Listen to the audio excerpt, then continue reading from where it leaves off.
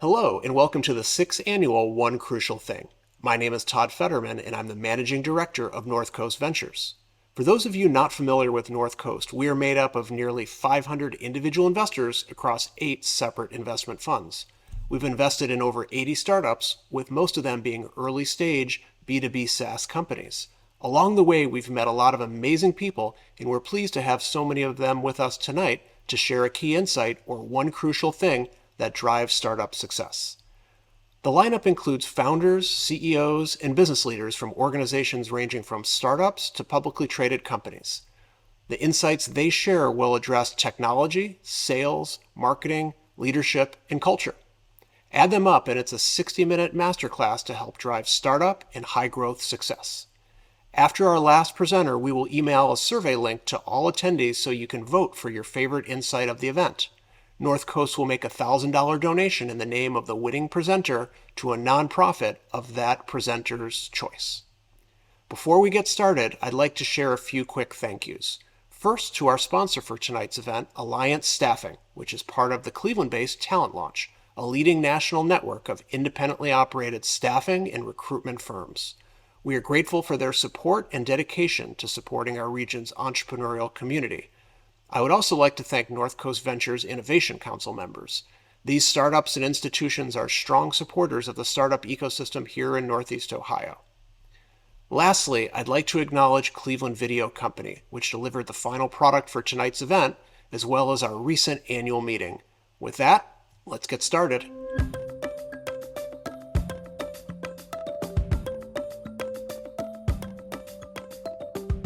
Hey everyone, I'm Jeff Charney. A lot of you know me as the former CMO of Progressive or Aflac, and now I'm the founder and CEO of a brand new company called MKHSTRY and MKHSTRY AI. And what MKHSTRY is about is a scarcity model, and we are an invite-only company working with the bravest CEOs and CMOs in the country to do radical things, to truly make history. And that word history is really what I'm going to talk about as my one crucial thing. Because you think about that word history, a lot of people ask, what business are you in? A lot of you say manufacturing, you might say sports, you might say fashion, you might say marketing, blah, blah, blah, blah, blah, blah, blah. When people ask you what business you're in, as with my employees, you say 5 words. I'm in the history business. I'm in the history business. And those words have got to really come with action, because if you're in the history business, you won't do good work, you'll do great work. You won't just do great work, you'll do work that's never been done before. Historic work. So when you say those 5 words, mean those 5 words. Those 5 words are the best and most crucial thing for the right people and the worst words for the wrong people, because you really have to believe. And if you say those 5 words, I'm in the history business, that will mean action. Because when we started MKHSTRY, we took out all the vowels. We took out the A, we took out the E, we took out the I, we took out the O, and what is left? You. You're the only one standing in the way of making history. I know you know that, and I will see you in the history books. Thank you for having me. Go make history.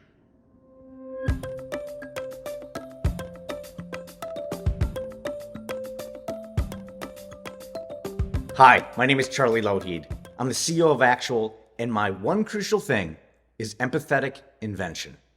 Let's go back about 100 years to 1923, and a story about a Cleveland entrepreneur named Garrett Morgan. Back then, the streets are a chaotic mix of bicycles and horse-drawn wagons, cars and pedestrians, but traffic signals are still rudimentary. They alternate between stop and go without any warning.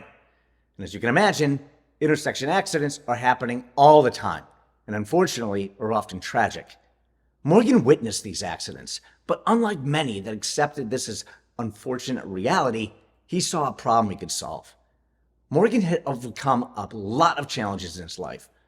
Born to former slaves, he had worked his way up in life, from handyman to successful business owner, but it was his empathy, his ability to put himself in others' shoes, that led to the world's most impactful inventions. Morgan didn't just see collisions, he saw misery. He understood that terrifying place for drivers. That split-second stressful decision between stop and go. So he did something about it. The result was the 3-positioned traffic signal, a Cleveland invention that introduced the warning position that we all know of today as the yellow light. This gave drivers precious seconds to clear intersections safely. Now, true innovation comes not just from our minds, but from our hearts. And great companies and great cultures are born out of empathy. Empathy fuels invention. It enables us to muscle through the tough times and do the stuff that matters to people. So that's my one crucial thing, empathetic invention. Thanks for having me.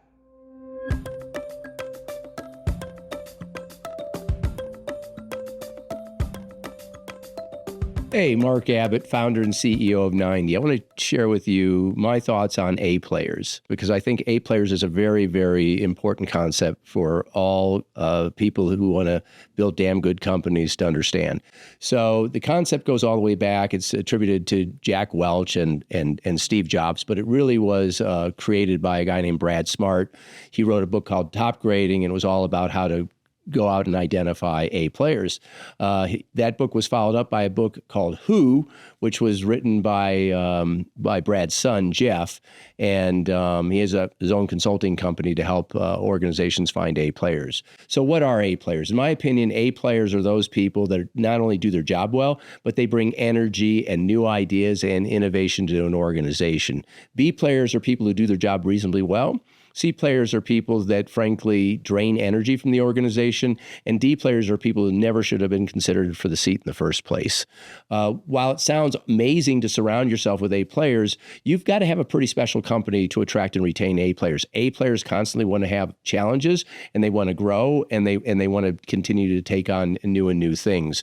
The reality is most damn good companies are comprised of A and B players, and they do an exceptionally good job of avoiding having C and D players. So if you want to build a damn good company, in my opinion, you want to surround yourself with A and B players, and you want to be really good at identifying C and D players and figuring out how to turn them into A and B players, or to let them go find another place where they could hopefully perform better. Hope this is helpful. Thank you.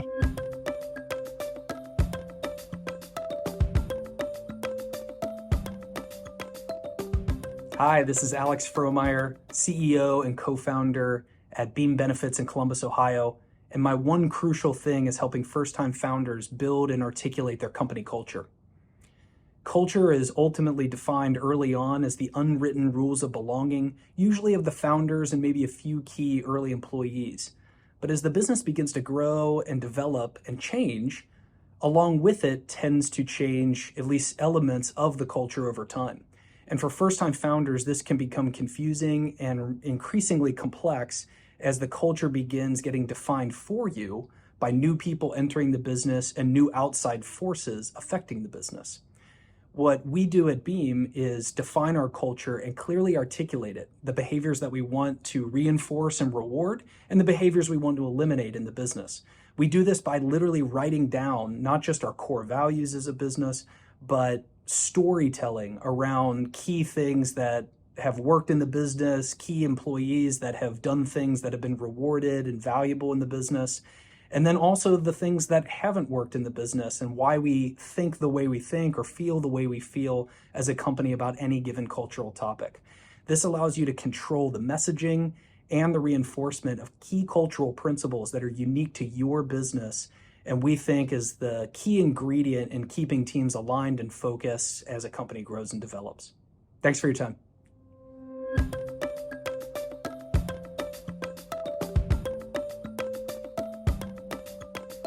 I'm Carey, Jaros, CEO of GOJO, the makers of Purell. My one crucial thing is you get what you give, be generous of spirit. I know, stick with me on this.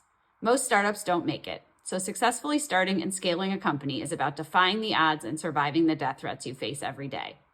It's easy to spend a lot of your time as an entrepreneur in fear mode, afraid of not getting something you want or losing something you have.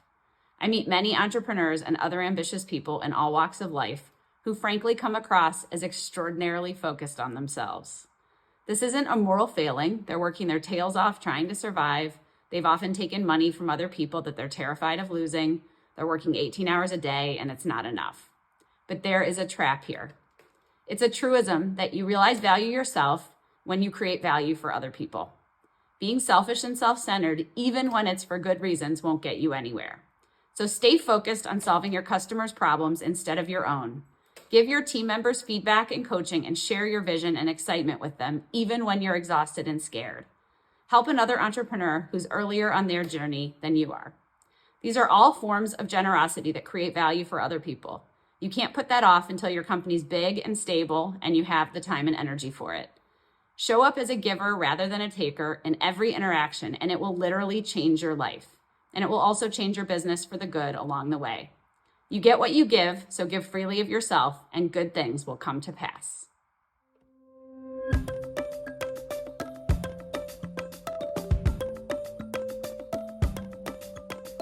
I'm Mike Belsito, co-founder of Product Collective, and if you're an early stage tech founder or you think you want to be, then let me ask you a question. Are you in it for the long haul? Are you really ready to commit yourself to the marathon that it will take, not just a short sprint, but for the many years it will take to truly find success? All too often, we're focused on the overnight success stories, the quick flips, the next day millionaires. But according to Lenny Rachitsky, most companies take 2 years to truly find product market fit. Jason Lemkin of Sasser will tell you that it takes venture-backed tech companies over 10 years to ultimately get acquired. Things take time. And hey, I should know, first company I ever worked for, Findaway World, a big success story here in Cleveland. It was acquired by Spotify 2 years ago for over $123 million, but that was 18 years after it first got started, 18 years after they hired me as one of the first few full-time employees. My own company, Product Collective, it took us a full year before we saw enough success where we could go into it full time. And it took us 9 years until our company was acquired by one of the fastest growing companies in tech, Pendo. And that just became public information about an hour ago. But look, if you're just getting started on this journey, first of all, congratulations. It's exciting and you're in for an amazing life experience. But remember, this is a long game. So a few words of advice. First, adopt a long-term mindset. Yes, it's true that things change quickly in a tech startup, but if all things go well, it will take you years to truly find success. Be prepared for that. Also, grow a thick skin. You're going to hear things sometimes that you don't want to hear, whether it's a customer giving you feedback, an investor telling you something you don't want to hear, the naysayers out there. You know what? Embrace all of it, learn from it, and use all of that to fuel you and get better. Finally, enjoy the journey, because let's face it, if it's going to be a 10-year ride for you, even if you experience the pinnacle of success, will it really be worth it if you're not having fun? So once again, remember, you're in this for the long haul.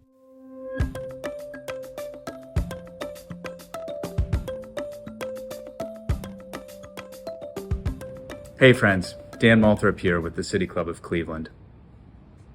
If there's one crucial thing I'd like you to think about, it's about the importance of relationships.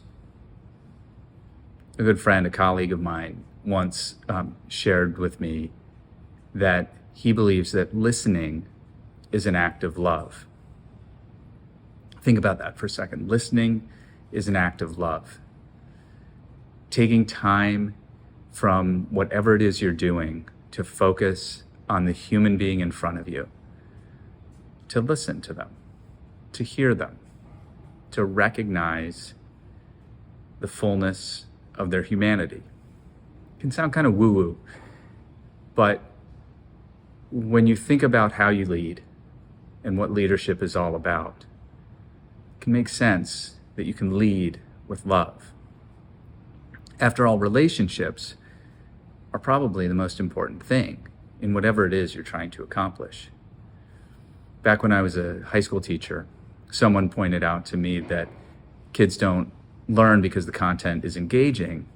They learn because they're learning from someone they love. And it's true. If you think about your own experience as a student, you'll probably reflect on that and recognize that it's true. And you can take that to every aspect of your work. Think about your relationships with your colleagues and how important that is to create a culture in your workplace of trust, one where everybody feels a sense of belonging and that they're in it together and that their contributions matter and they're recognized for the value of their work right? That is about leading with love and recognizing that you're working alongside not just people completing tasks, but human beings who are important. The same goes when you're trying to raise money. Whether you work for a nonprofit organization or a startup, you want people to invest. And people don't invest in an idea just because they read a proposal or heard an elevator pitch. They invest because they have confidence in you. They're investing in you. They invest because they trust you. And where does that trust come from? It comes from leading with love. It comes from communicating with people and to people and hearing people and making sure that you are fully seeing them. So in the end, however you want to think about it, leadership, leading with love, building relationships, focusing on trust, it all comes down to this one crucial thing: recognizing the humanity in one another. Thanks for taking the time.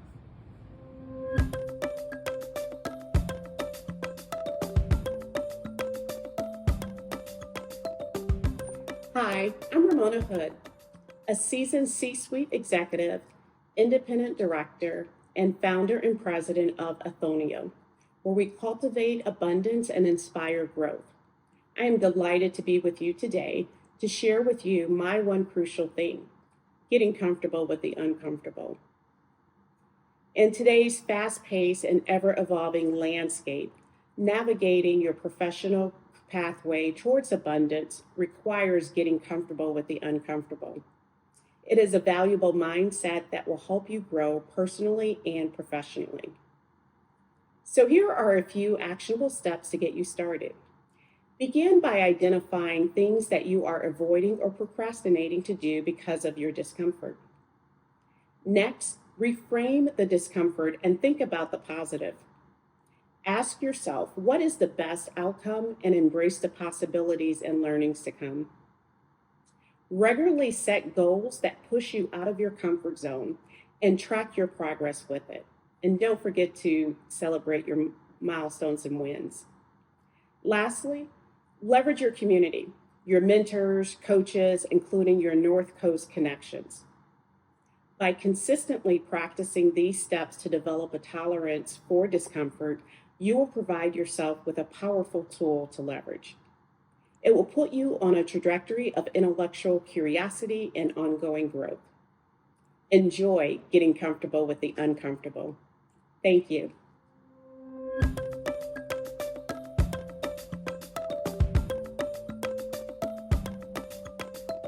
Hi everybody, John Knific here, CEO, co-founder of Squad and a proud member of North Coast. The one crucial thing I'd like to talk to you about today is the art of creating momentum and the importance of zooming out to do so. So momentum is absolutely magical when you're building something new. It's what creates energy within an organization, and from a financial standpoint, it's what generates scale, which is something we're all going for. But the truth is, momentum isn't just about doing more faster. The most important thing you can do as a founder is think about what not to do, not wasting effort. Momentum really is the art of finding the simple and the repeatable. Startups don't fail because they ship too much code, because they wrote too many marketing campaigns. They fail because they shipped the wrong thing, or maybe they were chasing the wrong customer for too long. And this is a really hard lesson to learn for new founders, because it challenges a lot of our assumptions around productivity, around drive, around grind, and you need all those things to be successful. But the answer isn't always more features, more campaigns, or more capital. I used to give this talk to young founders a lot about venture capital being like rocket fuel. If you're pointed in the right direction, fantastic. If you are not pointed in the right direction, it can be one of the most dangerous things to your organization. So, while it is very easy for us all to get lost in the grind, make sure you take a moment to zoom out, take inventory of the basics, and figure out what is the next best thing I can be working on. How are we delivering value? How is that value being measured? And what can I do more of to unblock us from delivering that value? Thank you.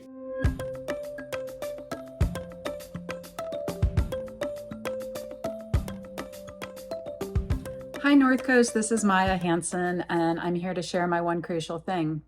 Having worked in a wide range of business environments from corporations to small companies, and also as a board member and an angel investor, one of the things that I look for is a good combination of big picture transformational thinking combined with executional clarity.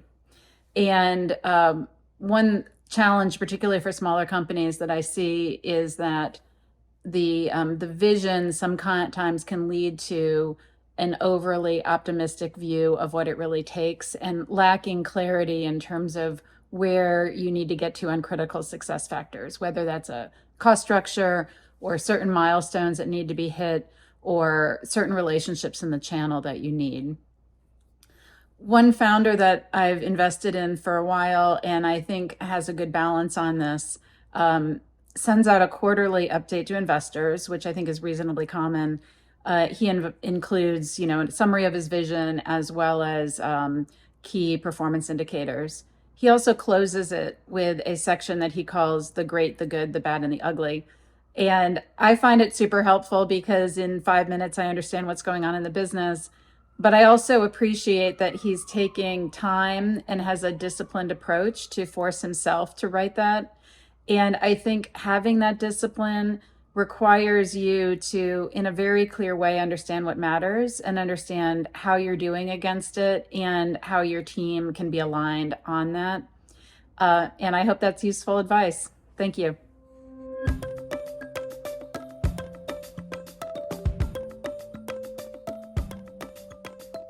My name is David Willbrand. I'm the Chief Legal Officer at Pacaso. I'm also an entrepreneur in residence with the Techstars San Francisco program, and I am a professor of startups and venture capital at the University of Michigan Law School. What is my one crucial thing? Well, there was a song/commencement address a decade or so ago that led with the notion of wear sunscreen. I could lean on that. That's a pretty crucial thing, wear sunscreen. But I'm not going to choose that as my point of departure, although I'll make a related point, which is to say we tend in these sorts of episodes or opportunities to speak to big, thrashy issues, when in point of fact, it's the small things that are the crucial things. It's kindness. It's curiosity. It's competence in what you do. It's not taking yourself too seriously.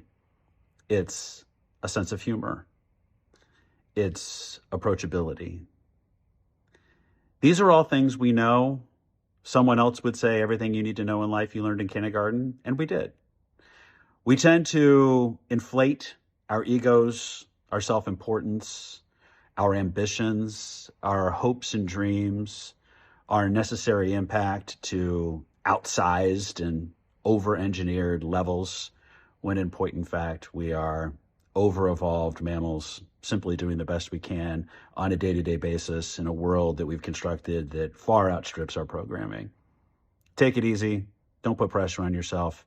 Enjoy your life to the extent you can. Love the people around you and carry on. Best of luck.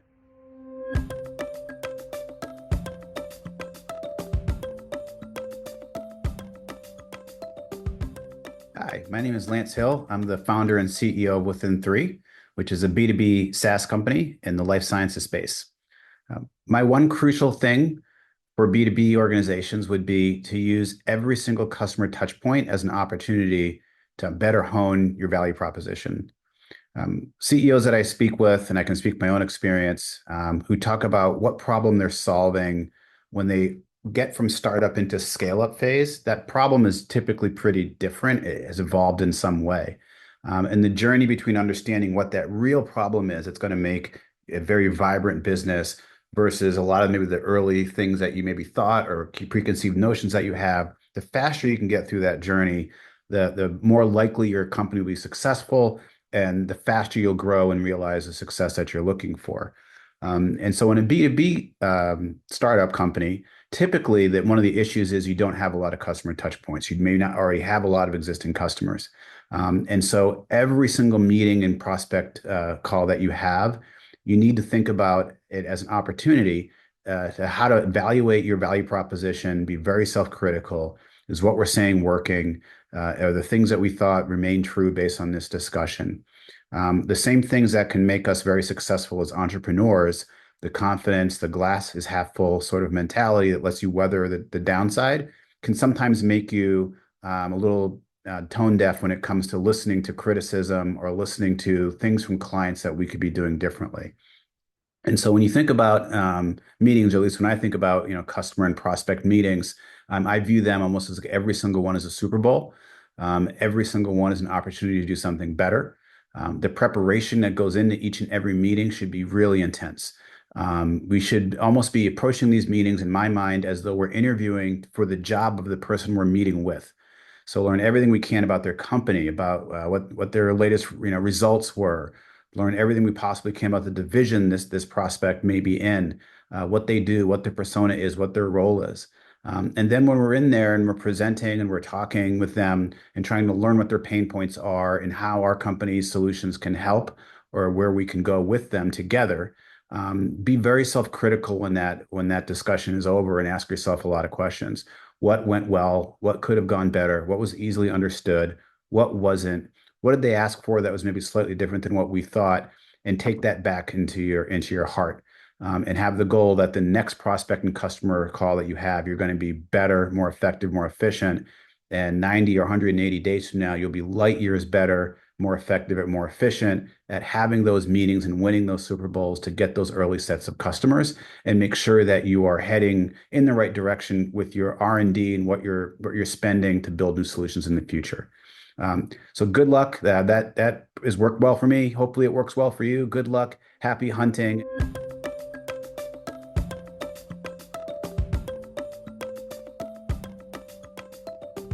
Hi, I'm Neema Mayhugh, and I'm founder and managing partner of Wave Strategy. We focus on commercialization in the health tech space. My one crucial thing is, are you learning? Are you having fun? Life is short. At least usable life is short. And what I mean by that is the time that you have when you're still physically and mentally able to enjoy the things you love. It's crucial, therefore, in my opinion, to focus on the following things: learning, growing, having fun, and being with the people you love. Might sound like 4 crucial things, but actually they're all intricately connected and served at least as our North Star when we started Wave Strategy almost 9 years ago. Let's talk about learning. Medical school, not for me. Cramming and competing, not for me. Being able to learn about a topic and then deploy a strategy and gain insight and solve problems was way more interesting to me. Growing. It's critical for success of your company that you're not only growing individually, but that you're also growing as a team, and then you're growing overall as a company, and then you can have impact in your sector, and hopefully you have impact beyond your sector. And so how do you grow? Well, have as many experiences as possible and see how far you can take those experiences in a positive direction. Make sure those directions have impact, and you'll be successful. Are you having fun? I've always had the blessing of a great team to work with, but we still strive to have an atmosphere of fun, whether it's a fish tank or an office dog, or at this point we have more plants than people, free food, anything that creates an environment that is comfortable and attractive. This time can also extend beyond the office, so we'll often do outings to a baseball game or Cedar Point or what have you, but get out of the box, learn more about each other to gain insight into new perspectives. Individual fun is also important, so make sure you're taking your vacations, you're shutting your email off sometimes, you're having fun Fridays, or maybe even a date night. Finally, are you with the people you love? Surround yourself with the people that care about the company, that they care about the core values, they care about the mission, they care about the people that are around them. If you encourage each other to be better, you'll do better. Again, these are the pillars. Keep learning, keep growing, have fun, be with the people you love. And if that's not the case, then maybe it's time to close the door or open a window, or maybe both. Thanks, everybody.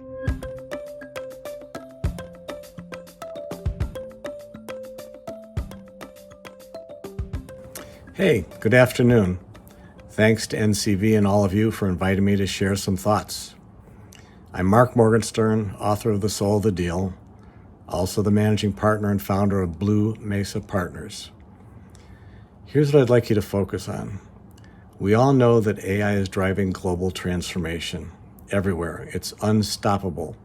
It impacts businesses, startups, and venture capital. Most of us resist change. It's a natural human instinct. We deny the necessity for change personally. We deny it professionally. From where I'm sitting, this is a classic Edward Demings, who was a U.S. economist, moment. His incredibly important and prescient comment was, change isn't necessary.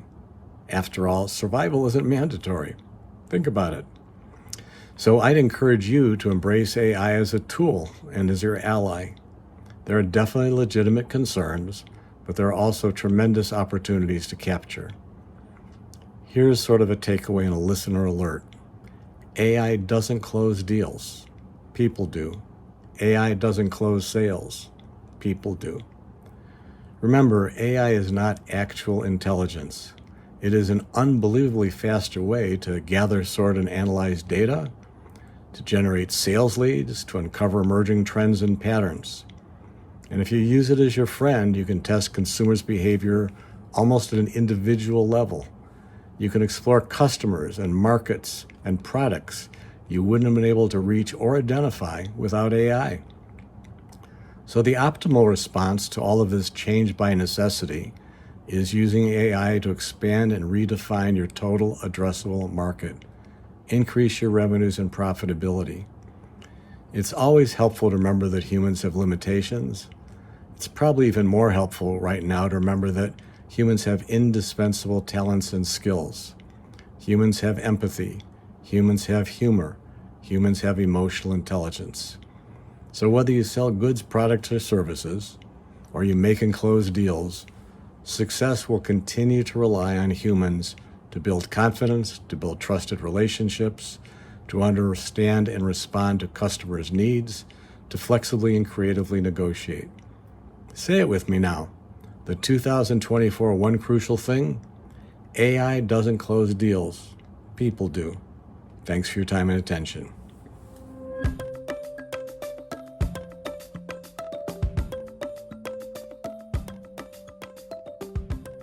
I'm Mike Linton, the host of the CMO Confidential podcast, and my one crucial thing is be sure to add outside-in thinking into your startup. Here's what I mean by that and why I think it's important. Many startups, probably all of them, are really driven by a belief, almost a maniacal focus, that they are creating a game-changing story. They thrive on what I will call inside-out thinking, which is based on how do we take what we have today and create the best possible product or service based on our vision. It's very inwardly focused, and it starts from where you are this minute. I'd suggest adding in an outside-in perspective. And that perspective starts with understanding your current or future customer. What products or services do they use now? How do they think? How do they look at the category, or if it's a new category, adjacent categories? Where do they look to for answers, for sales advice? Where do they consume media? What do they read? Anything you can learn about them is important. This will lead to a great intersection between those perspectives, inside out and outside in. It also has the advantage of helping your marketing, sales, and product teams grow with your customer and anticipate their needs and where they are moving. Net, don't lose your inside-out drive. Just be sure to complement it with a perspective on the marketplace and the customer. Thank you for listening.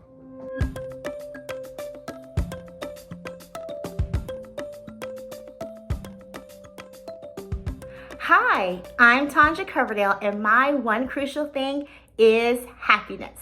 And you're probably like, Tanja, what does happiness have to do with my startup venture?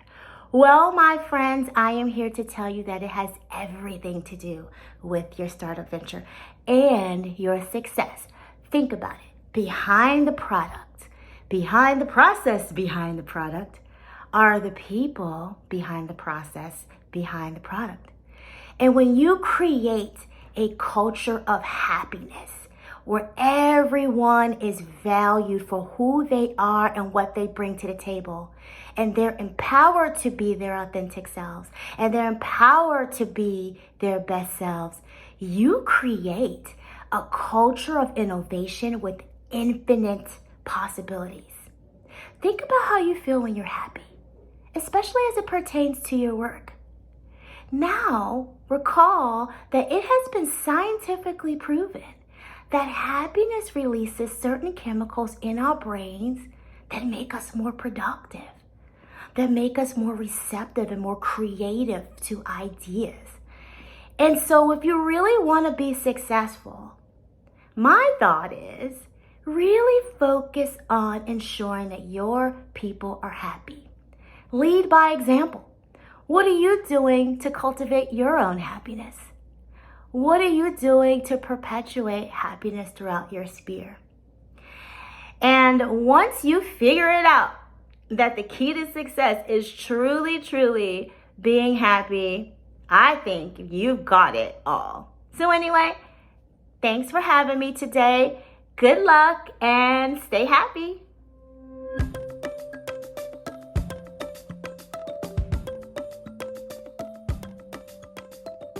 Ralph Taylor, CEO and co-founder of Narratize AI, an AI research and writing platform that empowers innovators across science and tech to launch products and discoveries to market 20 times faster.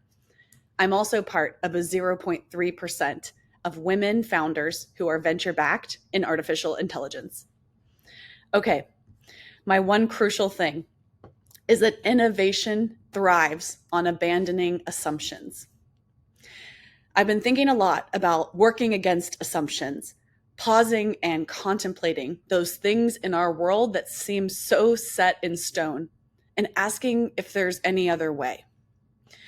If maybe things aren't as immovable as we think.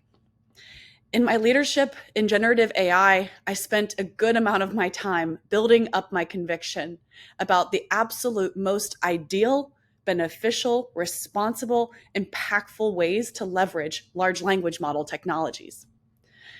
In the boom of Gen AI, for example, most of the world has only experienced LLM capabilities through an assistant-style user experience like ChatGPT. You prompt it, it answers. It feels a lot like Siri or Alexa, giving instructions and getting a task done. 3 years ago, our founding team at Narratize were one of the first 7 developer ambassadors into OpenAI. This was far before ChatGPT took the world by storm.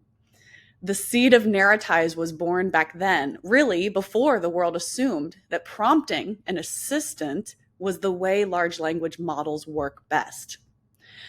In fact, what's fascinating is they don't work that way. It's just one of the many potential user experiences you can fold around this technology. To drive impact, it's critical to see first where an assumption lies, and then look for the reverse, the converse, the upside down view of that assumption, to ask whether that's the best we can do, or if there's something more. At Narratize, of course, we thought about how powerful it would be to remove prompt engineering from the user experience completely, to enable someone to simply share their best insights and ideas as the AI prompts them, and then to transform that into powerful and effective documentation and technical narrative. It's been a remarkable year since we came out of stealth mode and started to grow within incredible enterprise customers like Comcast, Cal, and Boeing. To hear a product leader say, I've spent 6 months trying to nail the technical narrative for this new wingspan concept of an aircraft, and I want to move it to the next stage of development, but I keep getting no. But Narratize just asked me every question I needed to consider, and then it generated a really clear version of my proposal in 20 minutes. Look, the hardest part of working against assumptions isn't really the part where you get to imagine new ways of doing things, new solutions, or new ideas. The hardest part is often seeing the assumption itself, seeing something that feels like it is a set truth, and seeing that for what it is, just an assumption. So, what will you see differently today?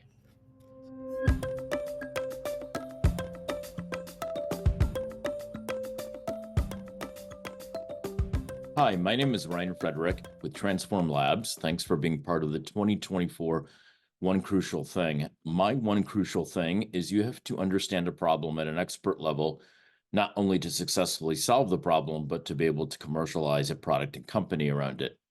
Customers won't purchase, investors won't invest, team members won't join your company. You won't know how to market or sell adequately unless you can demonstrate you understand the problem at an expert level. Additionally, it is nearly impossible to solve a high-value problem without understanding the problem better than most. Those that try build low-value products and companies that ultimately don't go anywhere. You, your product, and your company have to be exceptional to succeed, and that starts with being a domain expert. What does it take to understand a problem at an expert level?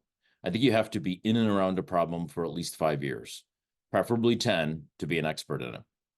The best way to increase the odds of success for you, your company, and your product is to understand the problem you're solving at an expert level. Anything short of being an expert in the problem reduces your chances of success in direct proportion. Expertise and deep knowledge have never been more important than they are now. Your ability to demonstrate problem understanding will separate you from competition and will differentiate you with key stakeholders you need to help with your product and company success. Thank you. I wish you the best. Enjoy the rest of the One Crucial Thing event.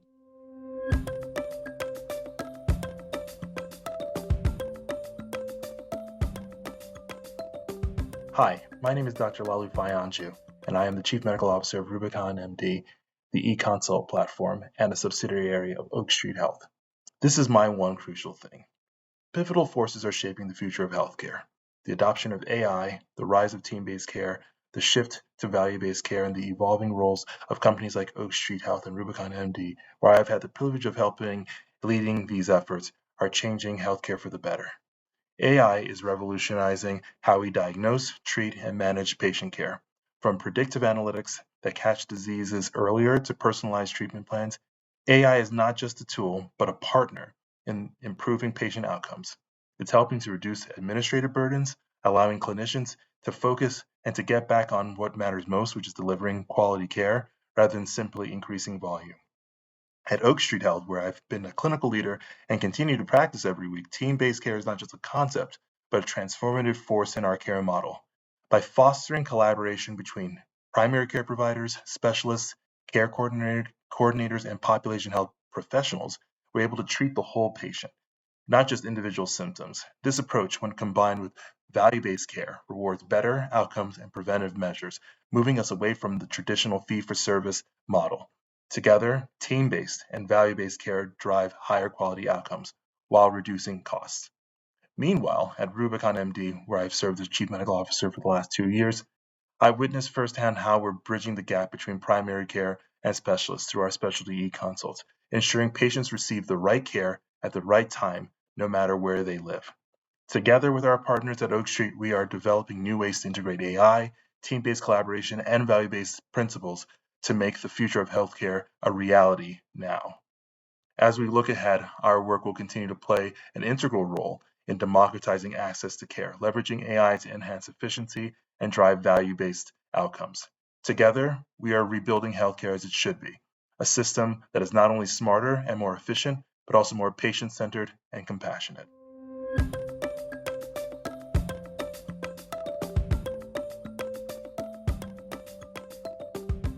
Hi everyone, I'm Cal Al-Dubaid. I'm a data scientist and entrepreneur. My one crucial thing is AI is wrong, and so are you. Why do we expect perfection from AI when we don't expect it from ourselves? AI is rapidly transforming knowledge work, and despite all the recent progress, there's no shortage of headlines demonstrating how AI has failed or introduced reputational risk. Even the most powerful generative AI models hallucinate or make stuff up to 3% of the time. I've given this a lot of thought, over the last decade, leading teams that build AI solutions, especially in industries where mistakes come with heavy costs like healthcare, finance, and defense. We're used to software that just works. Think about Google Maps. We rely on it to effortlessly get from point A to point B. Now, imagine if it made a mistake every 20 drives, dropping you off at an address that doesn't exist. We'd quickly lose trust in it. And now, what about when AI makes decisions with higher stakes? Consider self-driving cars. Statistically, they're safer than human drivers, yet every time they make a mistake, the public outcry is intense. We are so unforgiving in part because AI fails in very different ways than humans. To understand why, we need to look at AI's fundamental nature. AI is essentially software that recognizes and reacts to patterns, which means it's bound to make mistakes some amount of the time. And in some instances, AI will learn the wrong patterns from our own flawed decisions and mistakes. Instead of asking, how can we use AI for X? We should be asking, are we prepared for AI to be wrong when doing X? And how will we quality control it? Despite our imperfections, humans are natural problem solvers. And when trained to do so, we thrive in ambiguous situations by leveraging processes, teamwork, and technology. We build systems to manage our limitations. And in this sense, AI is no different. The key is knowing where we need AI's processing power and where we need human judgment, and how to scale both in partnership. What if the greatest challenge with AI isn't about making it right more often, but learning how to work with it when it's wrong?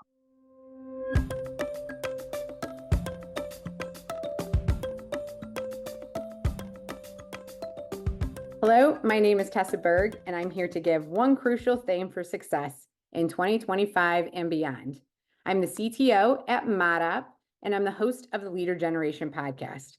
We have spent a lot of time this year talking about the impact AI will have on how work gets done. And as we move into 2025 and beyond, AI-enabled technologies will give rise to a whole new wave of entrepreneurship.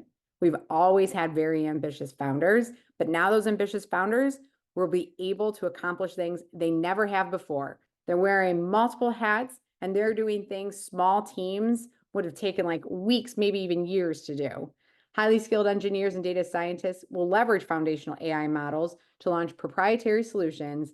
And yes, the headlines will be awesome. But here's the crucial point for success in 2025 and beyond.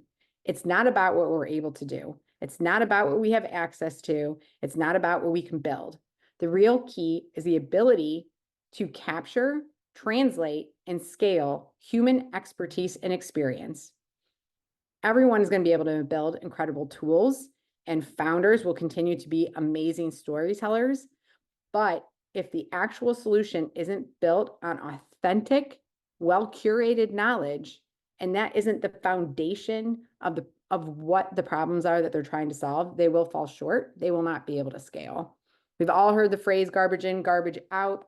This has never been more true, but it's not just about the quality of the data. It's the people who are curating it, the people who are identifying where in the data pipeline we need to have specific governance and compliance controls, that we're regularly validating the quality of the output as it relates to those specific outcomes and adjusting systems based on real world insights.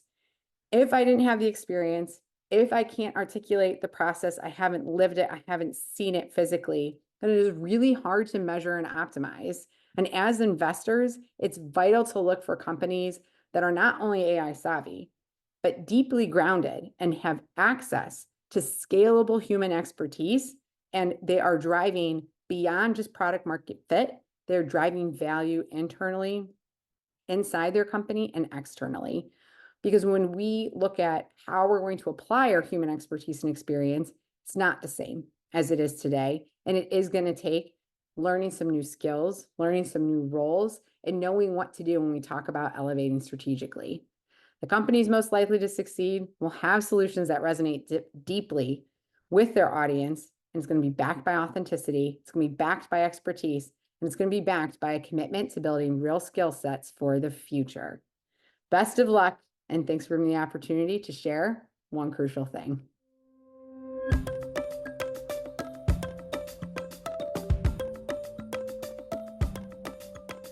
Hello, I'm Jeremy Kahn, author of Mastering AI, a survival guide to our superpowered future, and the AI editor at Fortune magazine.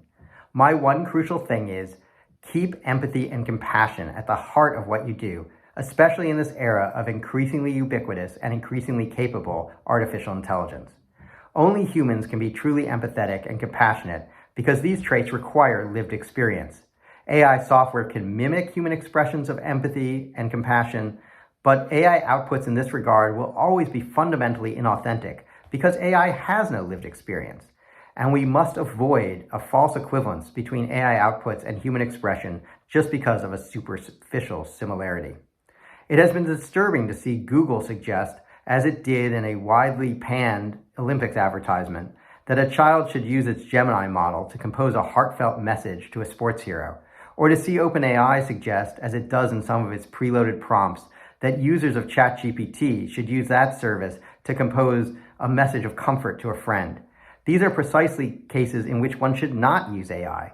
If you wanted to write a pro forma business letter, sure, go ahead. Summarize a document, no problem. But AI should not be used to write messages to family and friends that require empathy and compassion. Sure, trying to express what one feels to another human being is difficult, but it is precisely through this struggle for expression that we achieve real connection. A compassionate message uplifts not just the recipient, but its author too. We should not outsource this work, and it is work, to AI. Nor should we let AI substitute for human judgment, especially in areas that need to be tempered with human compassion and empathy, such as judicial decisions, or dare I say it, employee performance reviews. AI can enrich our society economically in countless ways, but if we let AI intrude in areas that call for empathy and compassion, we will all be the poorer. That's my one crucial thing. Thanks for having me today.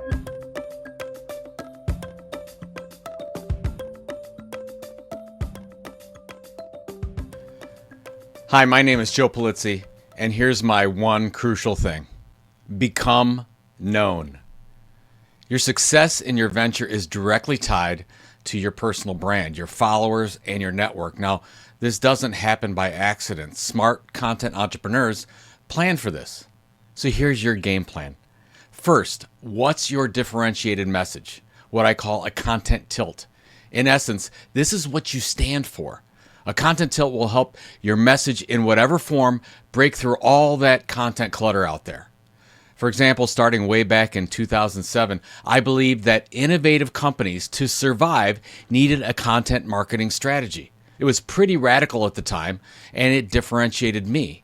Now, once you find your tilt, three things happen. First, what is your platform? Is this on LinkedIn? Is it TikTok? Is it a newsletter? Is it YouTube? Whatever it is, you want to create an ongoing show and deliver consistently over time around your content tilt. You only need to choose one, actually. Now, second, then we develop a book around your content tilt. It becomes the best business card you could ever create. And three, you get out there and speak. At first, you take speaking gigs for free and then spread your message to future followers. You build your platform, you build your network, you build your friends, and great things happen. You look at any successful entrepreneur out there, and almost all of them do these three things. Simply put, they work. Your content tilt, then your platform, your book, and your speaking. Again, my name is Joe Polizzi, and thanks for listening.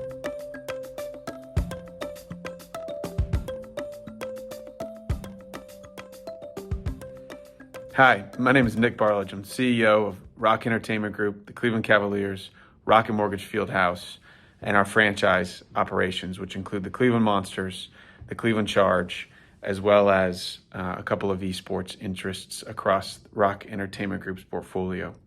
One crucial thing we've noticed, or a few crucial things I should say, we've noticed when it comes to the startup and the venture space, is that entrepreneurs need to have a common denominator of passion for what they're doing.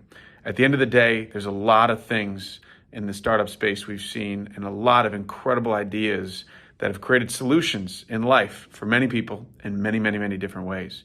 But as we've seen with some of our startup brands, some of our startup teams, and some of our startup initiatives, a common denominator for all that success is the passion and purpose that people pursue these opportunities with. Passion and purpose is so important because it serves as a foundational element to the culture and the environment that's curated within the startup ecosystem. And what we've noticed in all of our times, and Dan has investments in over 200 companies across the globe at this point in time. And as we've evaluated various opportunities, some very early stage, mid stage, and getting ready to really flourish, what we've noticed is that the founders, the people that are in the business every single day, have a passion and a purpose for what they're doing. Being a purpose-driven organization really allows for you to buffer yourself and insulate yourself from the grind of what can be in the startup space, and can ultimately set an incredible trajectory of success for not just you, the product or the service that you are also providing. So I hope you enjoyed today. It should be an incredible opportunity, and we look forward to really continuing to embrace the entire startup community here in Northeast Ohio and further and beyond, as we think it's so important to the DNA and the foundation of being a successful community is what all of you are doing. Thank you so much. Have a great day.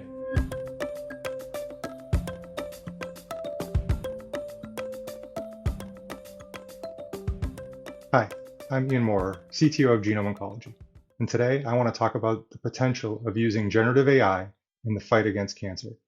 It took 13 years and $3 billion to sequence the first human genome. Sequencing a genome today costs less than $300 and can be done overnight. That's 10,000 times faster and 10 million times cheaper since the Human Genome Project completed 20 years ago. However, the cost of analyzing that genome is much greater due to the time and expertise required to interpret that information. And that's where genome oncology comes in. For 12 years, we've helped pathology labs across the United States generate thousands of reports every month using our bioinformatics software and expert-curated knowledge base. These comprehensive reports identify and describe the most relevant biomarkers found. They also highlight therapies approved by the FDA and clinical trials within driving distance of the patient that match their cancer type and tumor's molecular biomarkers. This information helps oncologists be fully aware of all available options for their patients, but we need to do more. It's been estimated that over 80% of biomedical data is trapped in unstructured formats, making them unusable in software like ours. This is because many hospitals still rely on scanners and fax machines to collect and share information. At Genome Oncology, we use fine-tuned language models to read those raw PDF documents and turn them into usable, structured information. Another challenge is that precision oncology is a large and complex field that is moving quickly. Not every oncologist has the time in their busy schedules to stay up to date on all the latest research. We believe that AI can help bridge this gap by being an oncologist's trusted assistant. Unfortunately, today's leading AI models cannot be trusted in this way because they will hallucinate facts, and due to the fact that high cost of training cannot be kept up to date with a fast-moving field like precision oncology. At Genome Oncology, we are doing the work of integrating AI models with our knowledge base to ground them in up-to-date, expert-curated evidence. And this is my one crucial thing: expanding access to the full potential of precision oncology to all oncologists, cancer centers, and patients with reliable and trustworthy AI.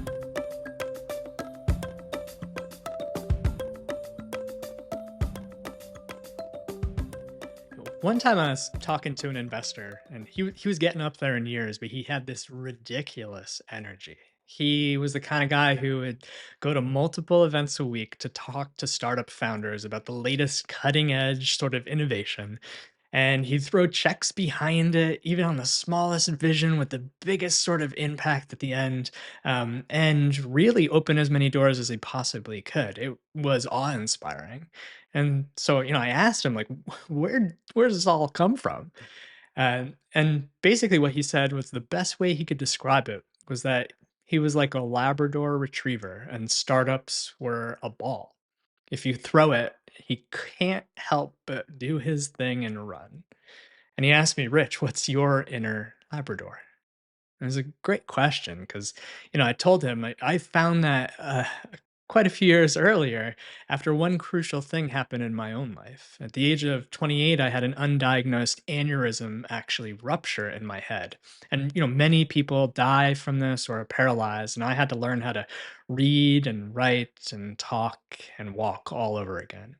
And it caused me to, sort of take the measure of my life, as you might expect. I had spent much of my career on Wall Street, sort of working for someone else, and had started a couple startups in between that didn't quite make it. And I wanted to take all of that experience and know-how and turn it into something that really, truly mattered and was meaningful to me. And so I started what became the largest company using AI for social good, helping hundreds of startups influence millions of people for a better life out there. And that focus on those hard days and raising money and everything difficult about companies was matched by the fact that I was just gonna run and just gonna go and do my thing because I was doing what my inner Labrador wanted. We ultimately sold to a private equity company. And now, as an investor on the other side of the table, I'm looking for those founders who have that sort of innate drive to tackle whatever it is they think they need to fix in the world. And so I ask you as well, what is your inner Labrador? If you haven't taken time to think about it lately, clock is ticking, and wouldn't you want to do something you can't help but just love and succeed at? So thank you, and good luck on the chase. Well, thank you to all of our phenomenal speakers for not only taking time out of their busy schedules to be with us, but also for sharing their experiences and insights that helped them get to where they are today. For those of you that registered in advance, you will receive a follow-up email from us with several items. First, the post-event survey. This is your opportunity to vote for your favorite presenter and share feedback and recommendations for future events. We'll also be including a link to the recording of today's session. Feel free to share that with friends and colleagues. Thanks again to Alliance Staffing and Talent Launch for sponsoring One Crucial Thing. We appreciate you tuning in tonight and hope you'll join us for another event soon.